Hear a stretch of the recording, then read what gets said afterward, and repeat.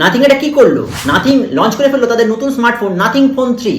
তো যারা জানেন না তাদের জন্য বলে দিই, নাথিং নামের একটি ব্র্যান্ড প্রথম 2022 সালে নাথিং যে ব্র্যান্ডটি সেটি ফোন লঞ্চ করেছিল নাথিং ফোন 1। তারপর তারা 2023 সালে একটি ফোন লঞ্চ করে নাথিং ফোন 2।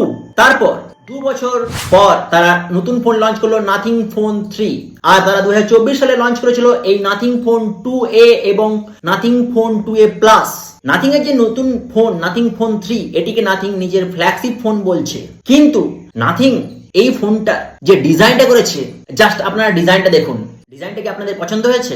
অবশ্যই কমেন্টে লিখবেন কিন্তু কার কার ডিজাইনটা পছন্দ হয়েছে আর কার কার হয়নি। তো এই ফ্ল্যাগশিপ স্মার্টফোনটিতে নাথিং যে প্রসেসরটি ব্যবহার করেছে সেটি হলো স্ন্যাপড্রাগন 8S Gen 4। এটিতে কিন্তু সবচেয়ে best processor Snapdragon 8 Elite nothing ব্যবহার করেনি। আবার নাথিং যে ডিসপ্লে প্রোটেকশনটি দিয়েছে সেটা তো দিয়েছে কর্নিং গরিলা গ্লাস 7i।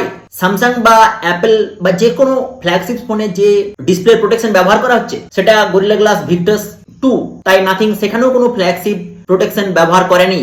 আবার নাথিং এর এই ব্যাক সাইডে যে তিনটি ক্যামেরা দেখতে পাচ্ছেন, এই তিনটি ক্যামেরার একটি হলো 50 মেগাপিক্সেলের মেইন ক্যামেরা, আরেকটি হলো 50 মেগাপিক্সেলের আল্ট্রা ওয়াইড ক্যামেরা, আরেকটি হলো 50 মেগাপিক্সেলের পেরিস্কোপ লেন্স। কিন্তু এখানেও নাথিং প্রাইস কাট করেছে। এখানে যে নাথিং ফোন 3A Pro তে যে ক্যামেরা যে পেরিস্কোপ লেন্সটা দেওয়া আছে এই লেন্সটি তার চেয়েও ছোট। আর নাথিং এর যে একটা ইউনিক ডিজাইন ছিল নাথিং এর গ্লিপ ইন্টারফেস, সেটা নাথিং এখন বন্ধ করে দিয়ে নতুন একটা ডিজাইন এনেছে।